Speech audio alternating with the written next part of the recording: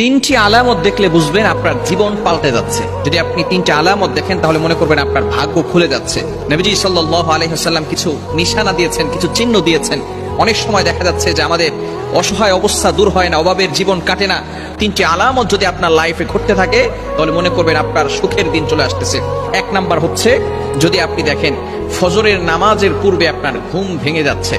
কিছু মানুষ রয়েছে ফজরের আজানের আগেই তাদের ঘুম ভেঙে যায়। যদি আপনিও দেখেন যে আপনার লাইফে ফজরের নামাজের আগেই আপনার ঘুম ভেঙে যাচ্ছে, মনে করবেন আল্লাহ তাআলা আপনাকে আপনার লাইফের ভিতরে সুখ শান্তির ব্যবস্থা, বরকত আপনার লাইফের ভিতরে ঢেলে রেখেছেন।